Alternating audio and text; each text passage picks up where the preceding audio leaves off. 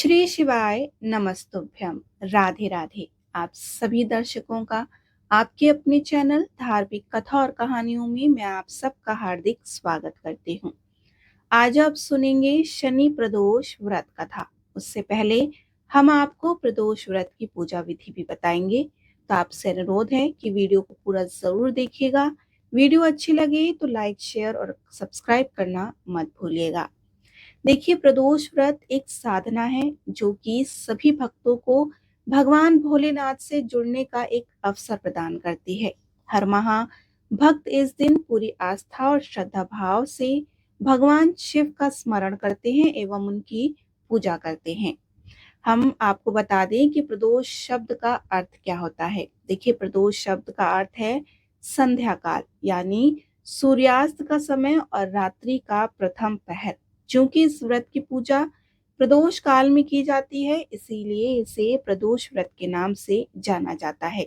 यह व्रत भगवान शिव और माता पार्वती को समर्पित होता है। प्रदोष काल में भगवान शिव की आराधना को इसलिए भी शुभ माना जाता है क्योंकि इस काल में भगवान भोलेनाथ प्रसन्न चित्त से कैलाश पर्वत पर डमरू बजाते हुए नृत्य करते हैं। महादेव की स्तुति के लिए सभी देवी देवता भी इस समय कैलाश पर्वत पर एकत्रित होते हैं। भगवान शिव की कृपा प्राप्त करने के लिए, घर में सुख समृद्धि के आगमन के लिए और जीवन के पश्चात मोक्ष की प्राप्ति के लिए यह पूजा अत्यंत लाभदायक है।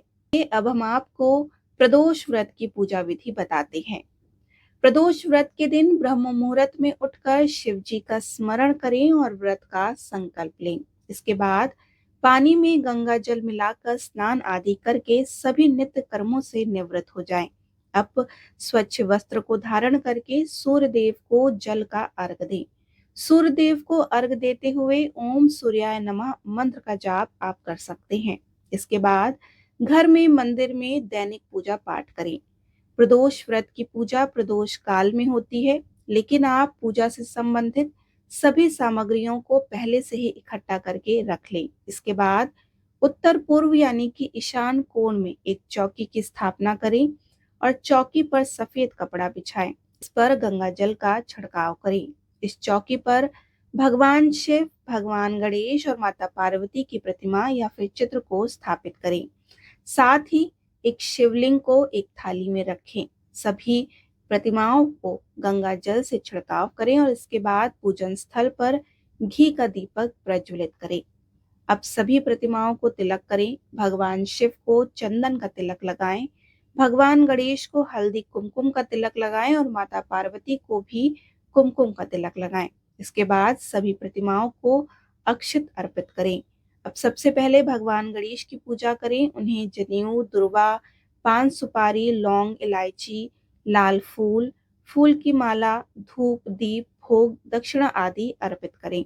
अब पंचामृत से शिवलिंग का अभिषेक करें और फिर गंगा जल से अभिषेक करें। इसके बाद भांग, धतूरा, आंख का फूल, बेलपत्र आदि अर्पित करें। अगर घर में शिवलिंग नहीं है तो किसी मंदिर में भी जाकर आप शिवलिंग का अभिषेक कर सकते हैं।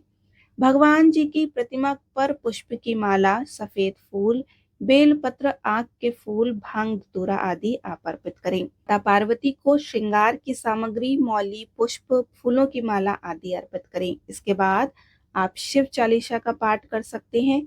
108 बार महामृत्युंजय मंत्र का जाप कर सकते हैं और साथ ही प्रदोष व्रत की कथा भी पढ़ सकते हैं या फिर सुन सकते हैं।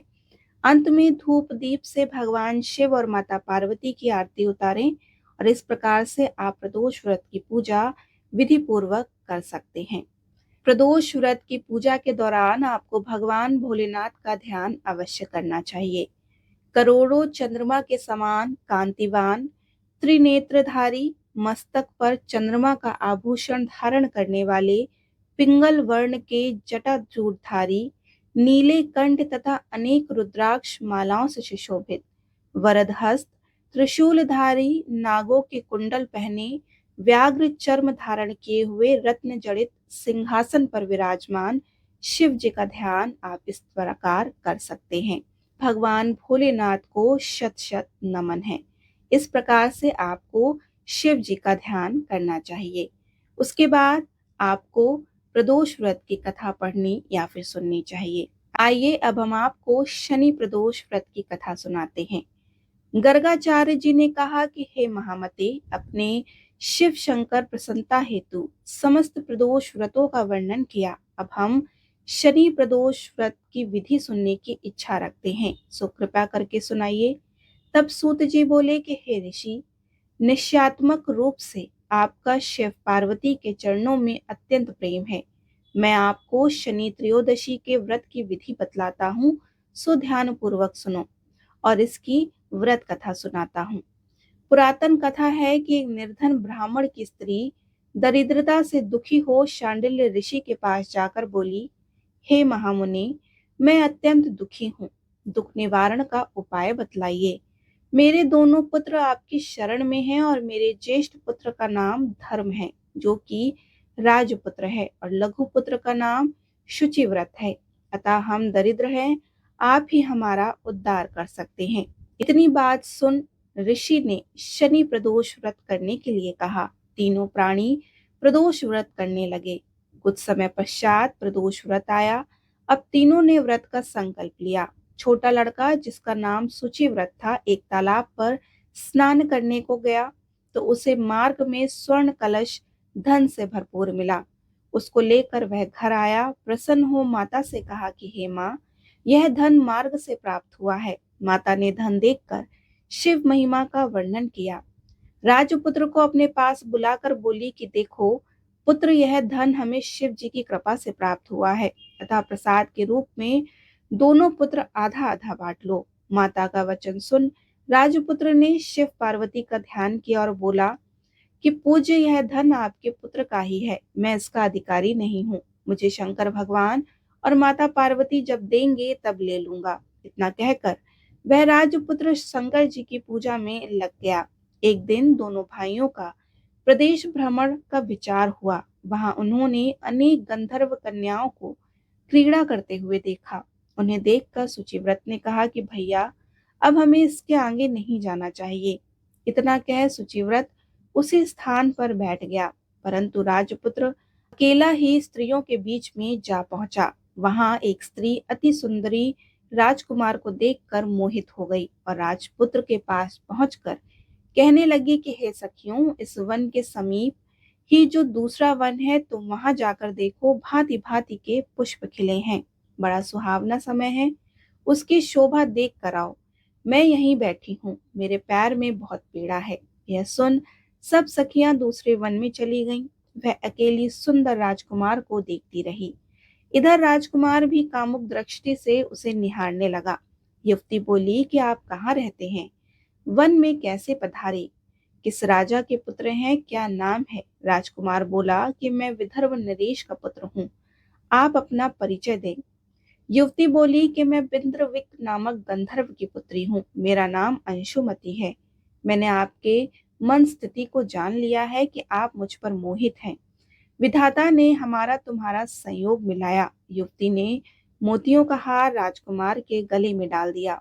राजकुमार हार स्वीकार करते हुए बोले कि हे भद्रे, मैंने आपका प्रेम उपहार स्वीकार किया है, परंतु मैं निर्धन हूँ।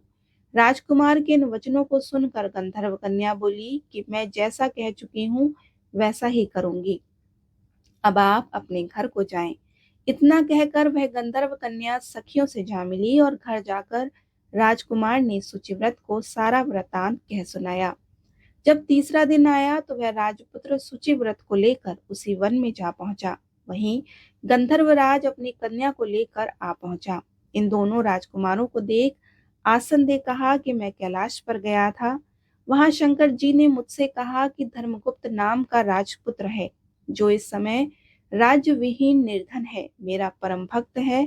हे गंधर्वराज, तुम उसकी सहायता करो। मैं महादेव की आज्ञा से इस कन्या को आपके पास लाया हूँ, आप इसका निर्वाह करें। मैं आपकी सहायता कर आपको राजगद्दी पर बिठा दूंगा। इस प्रकार गंधर्वराज ने कन्या का विधिवत विवाह कर दिया। विशेष धन और सुंदर गंधर्व कन्या को पाकर राजपुत्र अति प्रसन्न हुआ। भगवत कृपा से वह समय उपरांत अपने शत्रुओं का दमन करके राज का सुख भोगने लगा। प्रकार शनि प्रदोष व्रत कथा संपूर्ण हुई। बोलिए उमापति शंकर भगवान की जय। त्रयोदशी अर्थात प्रदोष का व्रत करने वाला मनुष्य सदा सुखी रहता है। उसके संपूर्ण पापों का नाश इस व्रत से हो जाता है। इस व्रत के करने से विधवा स्त्रियों को अधर्म से ग्लानि होती है और सुहागन नारियों का सुहाग सदा अटल रहता है। बंदी कारागार से छूट जाता है। जो स्त्री पुरुष जिस कामना को लेकर इस व्रत को करते हैं, उनकी सभी कामनाएं कैलाशपति शंकर जी पूरी करते हैं। सूत जी कहते हैं कि त्रयोदशी का व्रत करने वालों को 100 गौदान का फल प्राप्त होता है। इस व्रत को जो विधि विधान और तन मन से धन से करता है, उसके सभी दुख दूर हो जाते हैं। सभी माता बहनों को 11 त्रयोदशी को पूरे साल की 26 त्रयोदशी पूरी करनी चाहिए। उसके बाद त्रयोदशी का उद्यापन कर देना चाहिए। आइए अब हम आपको त्रयोदशी की उद्यापन विधि भी बताते हैं। त्रयोदशी के उद्यापन विधि कुछ इस प्रकार है कि प्रातः स्नान आदि कार्य से निवृत्त होकर रंगीन वस्त्रों से मंडप बनाएं। फिर उस मंडप में शिव पार्वती की प्रतिमा स्थापित करके विधिवत पूजन करें। तदंतर शिव पार्वती के उद्देश्य से खीर से अग्नि में हवन करना चाहिए। हवन करते समय ओम उमा सहित शिवाय नमः मंत्र का 108 बार आहुति देनी चाहिए। इसी प्रकार ओम नमः शिवाय के उच्चारण से शंकर जी के निमित्त आहुति प्रदान करें। हवन के अंत में किसी धार्मिक व्यक्ति को सामर्थ्य के अनुसार दान देना चाहिए। ऐसा करने के बाद ब्राह्मण को भोजन दक्षिणा से संतुष्ट करना चाहिए। व्रत पूर्ण हो ऐसा वाक्य ब्राह्मणों के द्वारा कहलवाना चाहिए। ब्राह्मणों की आज्ञा पाकर अपने बंधु बांधवों के साथ में लेकर मन में भगवान शंकर का स्मरण करते हुए व्रती को भोजन करना चाहिए। इस प्रकार उद्यापन करने से व्रती पुत्र पौत्र आदि से युक्त होता है तथा आरोग्य लाभ करता है। इसके अतिरिक्त वह अपनी शत्रुओं पर विजय प्राप्त करता है एवं संपूर्ण पापों से मुक्त हो जाता है। ऐसा स्कंद पुराण में कहा गया है। भगवान शिव और माता पार्वती को प्रसन्न करने के लिए इस व्रत को अत्यंत ही शुभ और महत्वपूर्ण माना गया है। इस व्रत के फलस्वरूप भगवान भोलेनाथ और माता पार्वती अपने भक्तों पर अपनी कृपा दृष्टि बनाए रखते हैं। व्रत के पुण्य फल से व्यक्ति द्वारा अपने जीवन काल में किए गए पापों का अंत होता है। साथ ही सद्बुद्धि की भी प्राप्ति होती है और सत्य के मार्ग पर व्यक्ति अग्रसर होता है। भगवान शिव की आराधना को जीवन के उपरांत मोक्ष की प्राप्ति के लिए भी लाभदायक माना गया है। प्रदोष व्रत वह मार्ग है जिस पर चलकर व्यक्ति अंत में जीवन मृत्यु के चक्र से मुक्ति को प्राप्त कर लेता है। प्रदोष व्रत के प्रभाव से जातक के सभी कष्ट दूर होते हैं और उसके जीवन में सुख समृद्धि की प्राप्ति होती है।